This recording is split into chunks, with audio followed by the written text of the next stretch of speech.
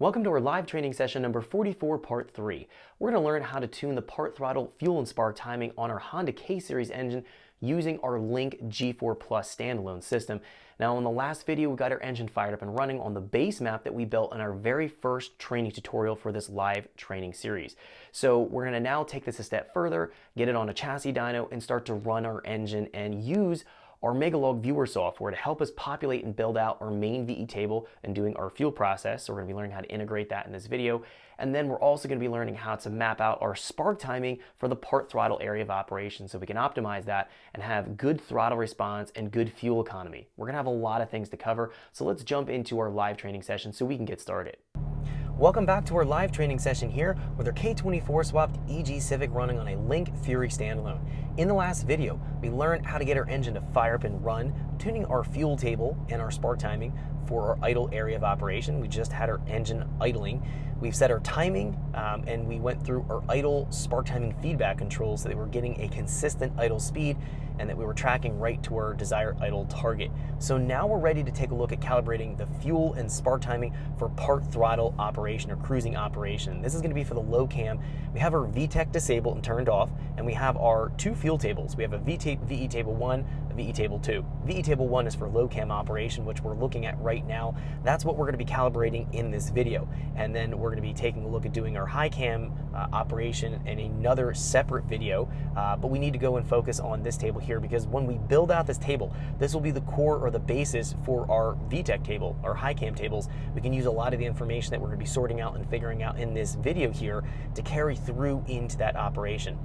Now we've set up our other information here, our target air fuel or lambda table. This is all set up here, so at higher throttle angles we're hitting here 86 lambda, and the lower throttle angles here we're going to be hitting 1.0 lambda. This establishes our closed loop correction control, so it looks at our actual lambda amount and our target and then makes adjustments based on what it sees as a difference between the two.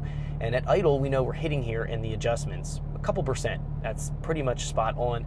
We did make some adjustments to our injector data, namely the latency or dead time table, to get our fuel a bit more accurate here at the idle conditions. So now we need to go map out and sort out our values in the VE table and actually tune them.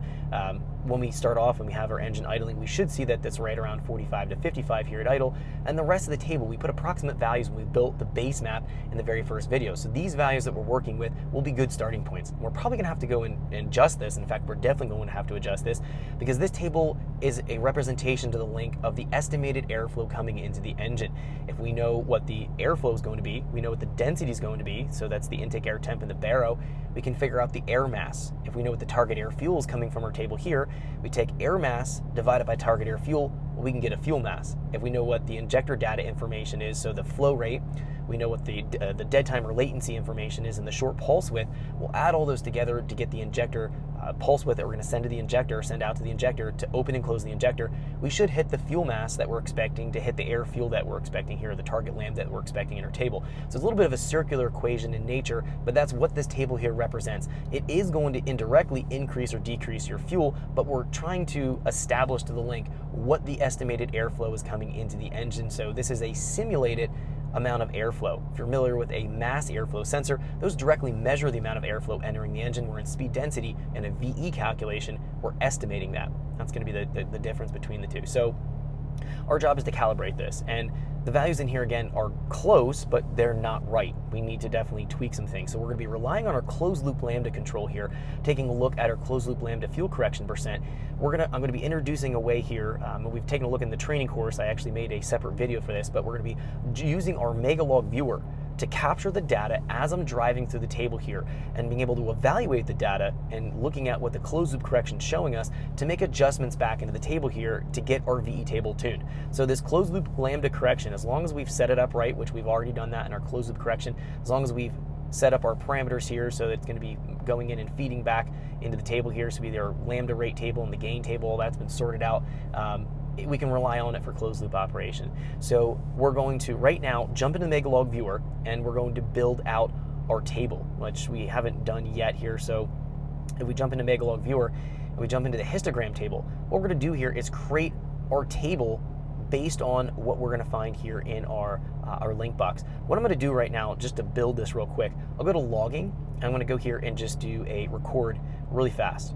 and then I'm gonna go logging, I'm gonna go to stop. And that's gonna allow me to build out this histogram. So the next step here to logging, I'm gonna go to... Thanks for checking out our teaser clip. If you wanna see the rest of this video and more than 500 hours of current EFI training we have to offer, make sure you click right here. If you wanna go and check out more teaser clips from this training course, click here, and you don't wanna miss any of the videos we're gonna be releasing on this channel, so make sure you subscribe and click here. Thanks for watching, and I'll see you guys later.